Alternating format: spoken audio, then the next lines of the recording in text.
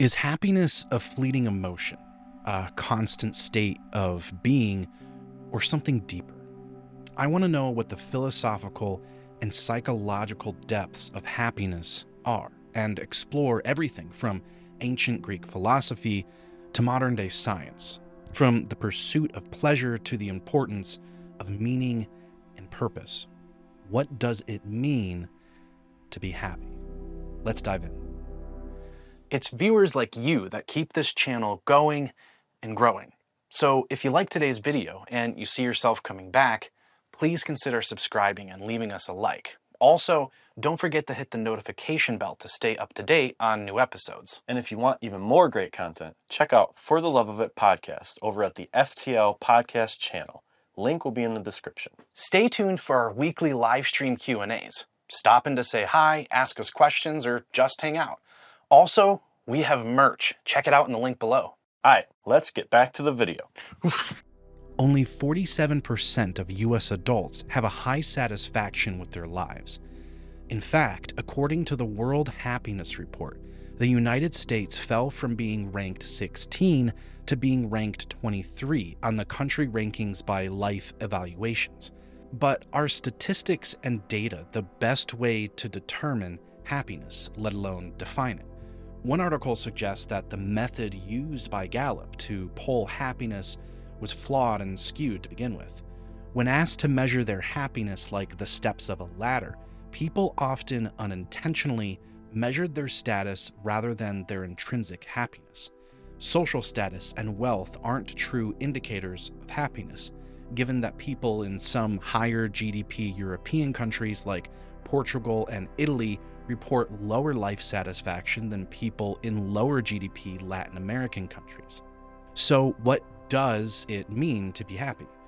For utilitarian philosophers like Jeremy Bentham and his godson John Stuart Mill, happiness and pleasure are strongly correlated with one another. Where there is pleasure, there is happiness. Utilitarianism sets itself apart from being a purely hedonistic philosophy, the pursuit of mere sensual indulgence, by distinguishing between higher pleasures and lower pleasures. Lower pleasures were those things which are innate, instinctive, and fundamental, such as food, safety, and warmth. Higher pleasures were those things enjoyed by rational beings, such as reading, listening to music, and appreciating art. We can only be happy, according to Mill, when we enjoy a reasonably wide range of both higher and lower pleasures. As a consequence of Mill's beliefs, the ethics and morality of utilitarianism teach that the greatest good is that which maximizes happiness for the greatest number of people.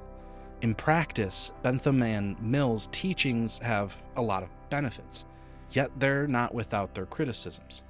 If the goal of happiness is to pursue the greatest degree of both lower and higher pleasures, then love, by definition, would only produce happiness insomuch as it serves my well-being.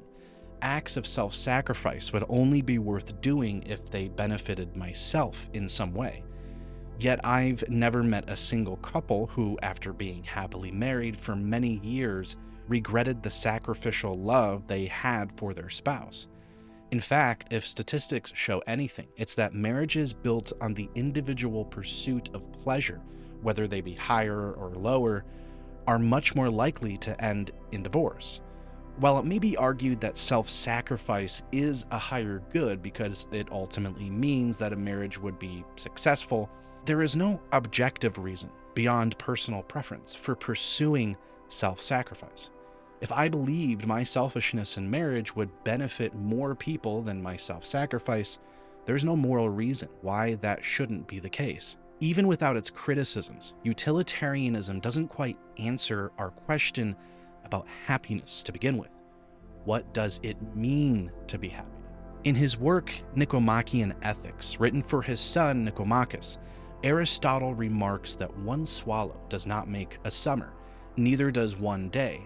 Similarly, neither can one day or a brief span of time make a man blessed and happy. Aristotle was urging us to understand that happiness can't be defined by any one single moment. Just as I can't claim that summer has arrived because I have observed a swallow flying in the sky, I also can't claim I'm happy because of a momentary pleasure. The ultimate question that Aristotle sought to answer was, what is the ultimate purpose of human existence? Or what is that end or goal for which we should direct all of our activities? For Aristotle, happiness is the only end or goal which ultimately satisfies those questions. It seems, for Aristotle, that all other good things are only a means by which we can obtain happiness. Happiness, on the other hand, is an end in and of itself. Furthermore, Aristotle believed that the means by which we can obtain happiness is by pursuing virtue. He is happy, Aristotle says, who lives in accordance with complete virtue and is sufficiently equipped with external goods, not for some chance period, but throughout a complete life. The ancient Greek idea of virtue was connected with the idea of function. The virtue of something is what enables it to perform its proper function well. For example, the function of scissors is to cut paper. The virtues of a pair of scissors are those things which enable it to perform its function well. Those virtues would include things like being sharp, being composed of strong materials, and making clean cuts.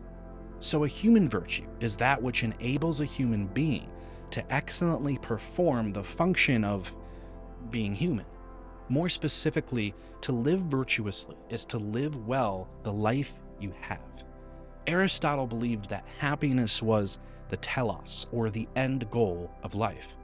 So virtues are those things which contribute to that telos, or end goal. Moral goodness, as a result, is that which contributes to my happiness. Socrates taught that there were 5 central virtues in human life: wisdom, moderation, bravery, justice, and piety. By living a life in pursuit of these virtues, one would find happiness. For the most part, there is not much to disagree with here. Wisdom is a good thing. It's something we've touched on in a previous video. See a link in description. Moderation also is a good thing in pretty much everything we enjoy in life. And of course, we all want justice. However, I'm still left with a few questions. For example, what is just for one person isn't necessarily just for another. Likewise, what is brave for one might look more like foolishness to another. Sure, there is a bit of truth to the observation that Aristotle's virtuous living doesn't have to look the same for one person as it does for another. Yet there are bound to be instances where one person's ability for morally virtuous living is in direct conflict with another person's ability for moral virtuous living. The two simply cannot occupy the same place. Expand that scope culturally, and it's easy to see why we have so much division. One group of people believe that virtuous living is defined by A, B, C, and another group of people believe that virtuous living is defined by X, Y, Z. It's the conflict between these two that creates cultural disharmony. Yet, if pursuing virtuous living is supposed to create happiness, then why can't we agree on what is virtuous? Well, perhaps it's because we need something other than ourselves to define what virtue is. There are many world religions built around this idea.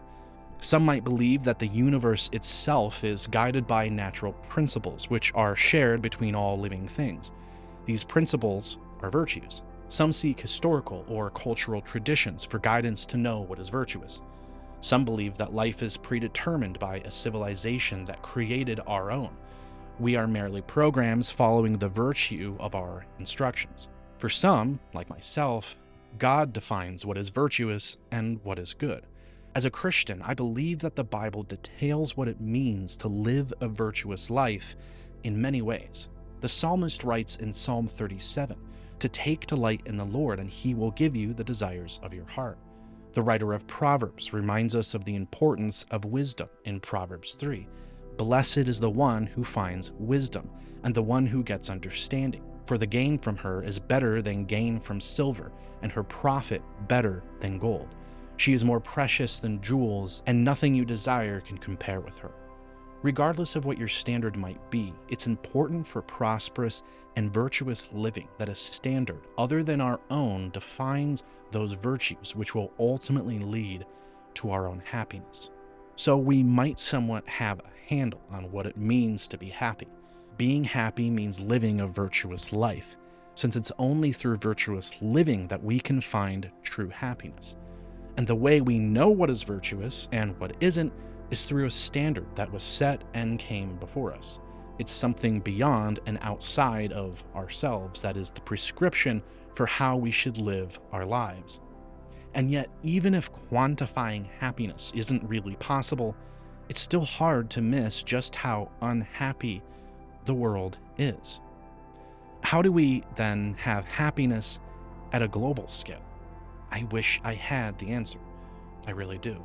On one hand, I do believe that the joy and peace Jesus offers could change the lives of everyone on earth. I wouldn't be a Christian if I didn't believe that the Bible was a necessary and sufficient authority for how I should live my life.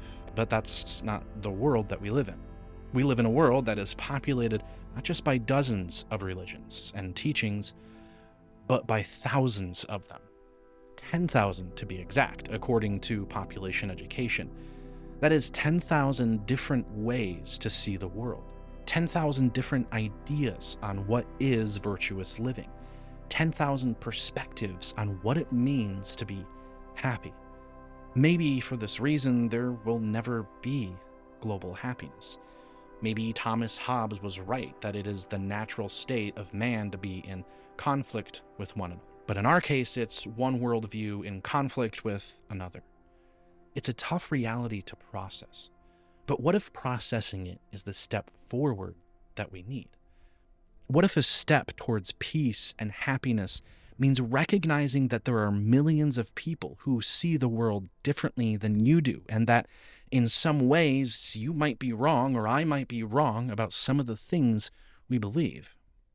At the end of the day, we're all human, and we live on the same earth. We all have that in common. Do I believe that there will always be conflict? I hope not. Do I think that there will ever be true world peace and happiness? Again, I hope. And I know that's probably the most pessimistic thing you've heard me say in all my videos, but that doesn't mean I shouldn't spend my life pursuing peace and happiness. At the end of the day, even if the world as a whole will never know true peace, I have to believe that fighting for it will still make a difference. I want everyone to be happy. Not just those around me, but even those on the other side of the world.